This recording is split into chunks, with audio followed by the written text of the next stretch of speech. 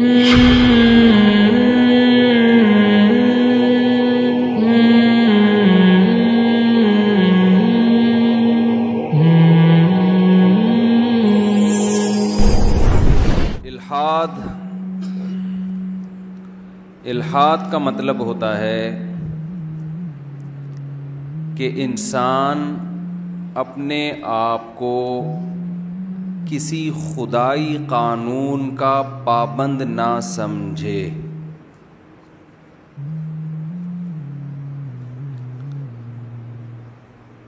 اس کے لیے اسے خدا کا انکار کرنا پڑے تو وہ انکار کرنے پہ بھی راضی ہے. خدا کو ماننا پڑے کہ میں خدا کو، کریٹر کو مانتا تو ہوں، لیکن یہ بات کہ اس خدا نے اپنے بندوں کی ہدایت کے لیے کوئی قانون آسمان سے نازل کیا ہے، میں اس بات کو نہیں مانتا.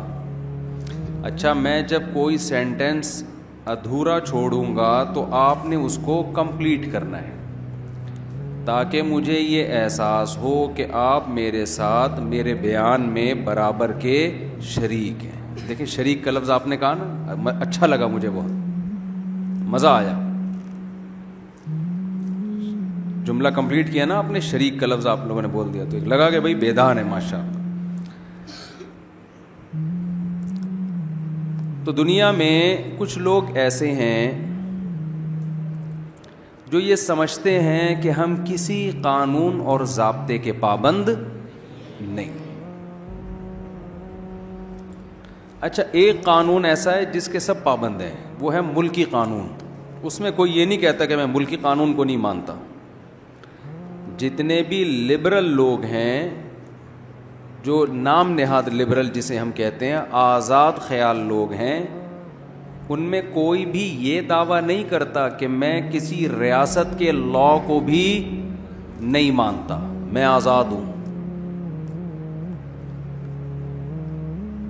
یہ تحریک کہیں نہیں چلتی. جتنے لوگ بھی اس بات کے قائل ہے کہ انسان آزاد ہے، آزاد ہے، کہتے ہیں ملکی قوانین کا بہرحال وہ پابند ہے. وجہ کیا ہے کہ اگر کسی ریاست میں رہ کے آپ نے یہ کہہ دیا کہ میں ملکی قانون کا پابند نہیں ہوں تو ریاست کی طرف سے کوڑا برسے گا. سمجھ رہے کہ نہیں سمجھ رہے؟ ریاست چھوڑے گی نہیں. ریاست کہے گی جب تم ریاست میں رہتے ہو تو ملکی قانون کو تمہیں فالو کرنا پڑے گا.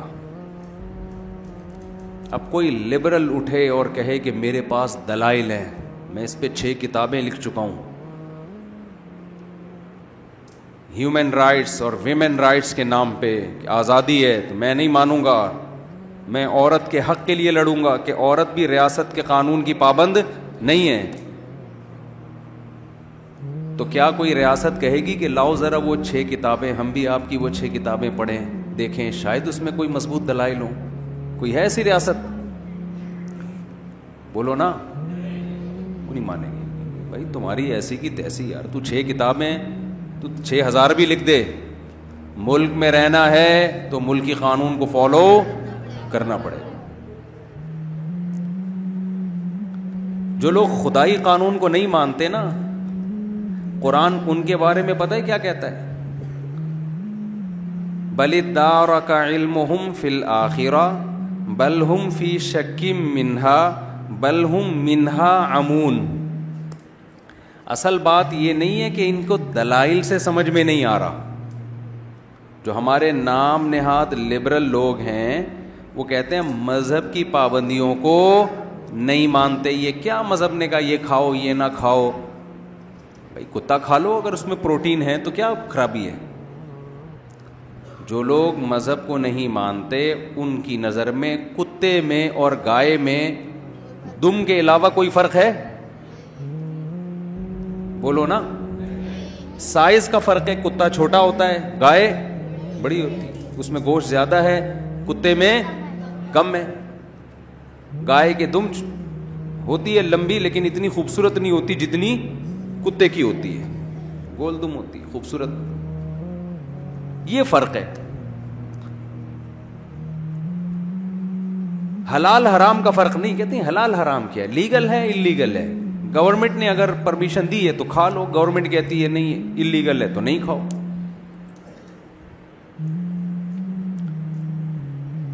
تو یہ تو مذہبی لوگوں کے مسائل ہے نا, یہ حلال ہے یہ کیا ہے حرام ہے.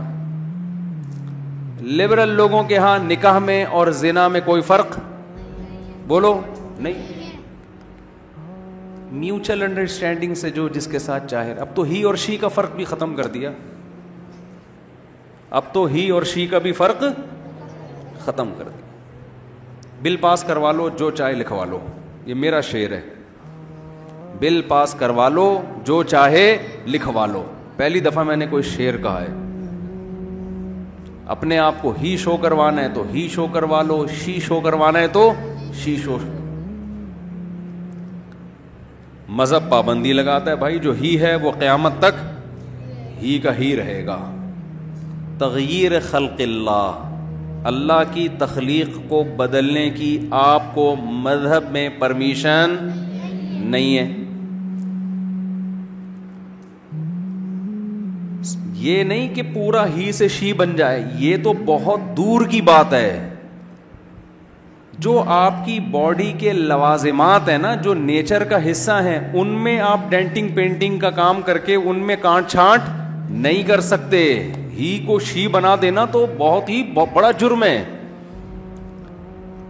نبی صلی اللہ علیہ وسلم نے فرمایا لعن اللہ المتفلجات, وہ عورتیں جو دانتوں میں گھسائی کر کے خلا پیدا کرتی ہیں, ان عورتوں پر اللہ کی لعنت. اللہ نے دانت جوڑ کے پیدا کیے تھے, انہوں نے دانتوں کی قدرت کی ڈیزائننگ کو کیا کر دیا چینج, اس پر اللہ کی لعنت. میں سمجھا پا رہا ہوں. تو جو مذہب آپ کے دانت اگر ملے ہوئے ہیں ان کو کھولنے کی اجازت نہیں دے رہا, وہ ہی کو شی ہونے کی اجازت دے دے گا یا شی کو ہی بننے کی اجازت دے دے گا؟ تغییر خلق اللہ. آپ کی ناک قدرتی طور پر تھوڑی موٹی ہے, آپ نے آپریشن کرا کے باریک کرا دی. اسلام میں اس کی اجازت نہیں ہے. گورے تو کراتے ہیں. پلاسٹک سرجری سے مائیکل جیکسن پورا ہی چینج ہو گیا تھا کہ نہیں ہو گیا تھا؟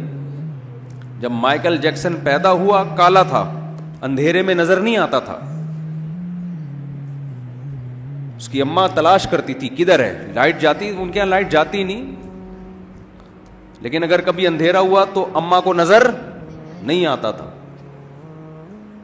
لیکن اس نے اللہ کی تخلیق کو بدلا, اتنا چٹا ہو گیا کہ دھوپ میں نظر آنا بند ہو گیا. ایسا ہوا کہ نہیں ہوا؟ ایسا چٹا ہو گیا تھا وہ. مائیکل جیکسن کے بچپن کی تصویریں دیکھو اور جب 50 سال کا تھا اس وقت کی دیکھو, آدمی کہتا ہے یہ پورا ہی چینج ہو گیا. مذہب اس کی اجازت نہیں دیتا. آج خواتین بہت زیادہ مسئلہ پوچھتی ہیں, نسل روکنے کے لیے بچہ دانی نکلوا دینا آپریشن کر کے. بھئی یہ جائز نہیں ہے, تغییر خلق اللہ ہے نا. عورت میں جو تولید کی اللہ نے صلاحیت رکھی ہے, اس صلاحیت کو جڑ سے ختم نہیں کیا جا سکتا. یہ تو جڑ سے ہی ختم, یہ تو عورت ہی, وہ جو اس میں ایک صلاحیت اللہ نے رکھی تھی وہ کیا ہو گئی ختم. لبرل لوگ بولیں گے اس میں کیا جا رہا ہے بھائی, ان کا پرسنل معاملہ ہے, وہ بچے پیدا کرے نہ کرے, ڈاکٹر صاحب نے اگر آپریٹ کر دیا تو پرسنل ہے نا. ہم کہتے ہیں چائنا والے کا کتا کھانا پرسنل معاملہ ہے کہ نہیں ہے؟ پرسنل ہونے کے باوجود مذہب اس کو اجازت نہیں دیتا. کیوں؟ انسان اپنی باڈی کا مالک نہیں ہے, اس کا مالک کوئی اور ہے. جو مذہب کسی چائنا والے کو کتا کھانے کی اجازت نہیں دیتا, وہی کسی عورت کو بچہ دانی نکلوانے کی اجازت نہیں دیتا. آپ کتنے ہی دلائل کے انبار لگا دیں.